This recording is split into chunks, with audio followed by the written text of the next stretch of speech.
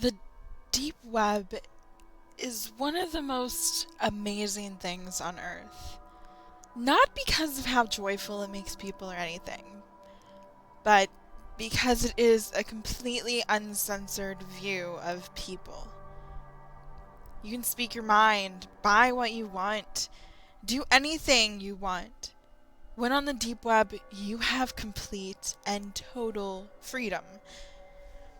I had always been fascinated by the deep web. And at the time the events in this story occurred, I was in college.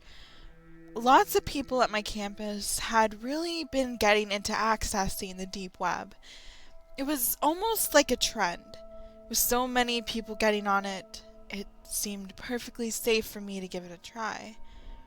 Now I had always heard of the deep web horror stories, stories of hacking, stumbling on disgusting sites, and people even somehow finding your address. These stories were mainly what kept me off the deep web, but with most of the people in my college using it on a normal basis, I decided to give it a go. I asked a friend to come over and help me set it up. When my friend arrived, we opened up my laptop and began to set everything up. He told me that we were using Tor, a program that lets you access the deep web. He also asked me if I was planning on doing anything illegal, to which I replied no. He said that since I wasn't, we didn't need to install Tails, which is apparently a software that makes it more secure if you plan on doing illegal things. A little while later, everything was set up. I had my new IP address, and my friend gave me a brief rundown of what to do and what not to do. He made it very clear that when I was using the hidden wiki, that I kept it on censored mode, so that it would be less likely for me to see something I didn't want to see. After about 2 weeks of using the deep web, I felt like a pro. I had accessed many different sites, spoken with some great people, made friends, even bought some weed. I had become cocky and was ready to dig deeper into the dark web. I turned off the censored mode on the hidden wiki and began to browse the links. It took a while, mostly because Tor is a bit slow, and many of the links just led to dead web pages. Eventually, I stumbled onto a site called All the Gore. It was mainly a big chat room with many different topics. I had a fairly strong stomach. I had seen many violent movies and had seen beheadings, killings, etc. through the normal internet. After looking at a few different chat rooms, I noticed how sick this site really was. The people in these chat rooms were actual killers, bragging about some of the things they had done. In the chat room, you could also post pictures. One man by the name of Culture045 had the stage in one of the chat rooms. He was explaining in detail how he broke into someone's house, kidnapped a little girl, and brutally killed her parents by hiding under their bed and then opening their throats.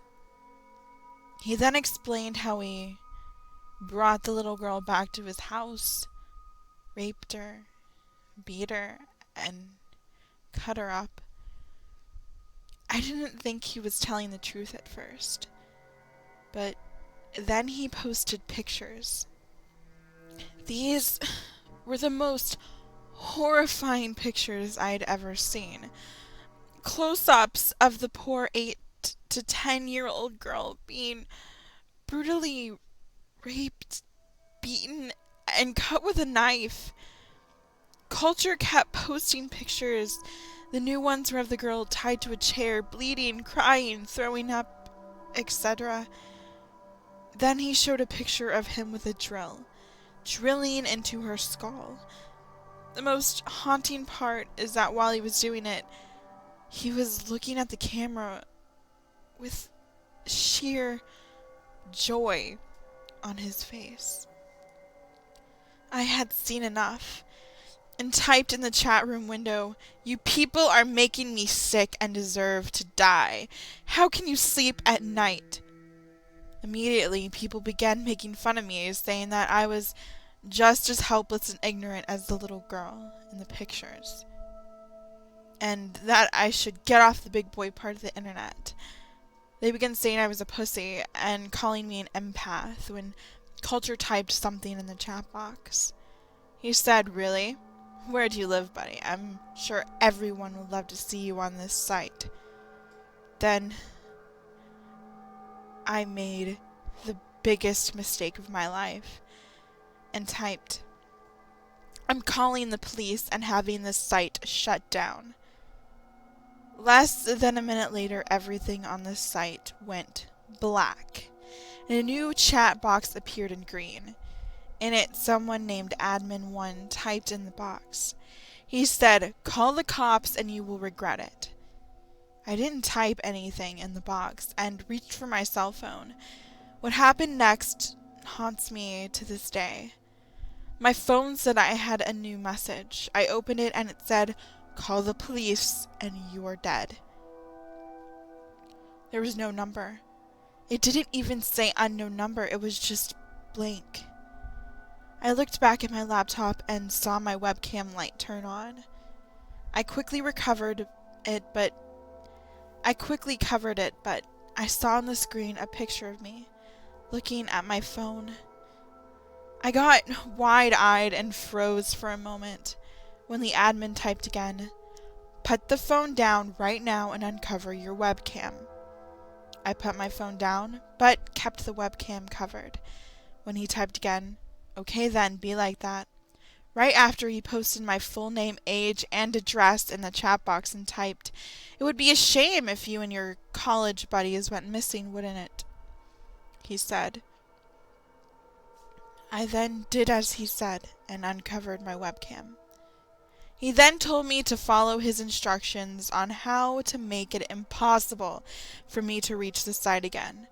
I followed each and every one. When I finished, I got a text that said, "Now don't ever try and come back." Just like before, it had no number. I still called the police from my friend's phone, but they were never able to find the site. If you ever go on the deep web, don't ever just mindlessly explore, especially if you don't have additional software to keep you more secure. I was a stupid college kid, and I just hope nobody makes the same mistakes I did. I moved to a different home and changed all of my information, but I still get nightmares to this day.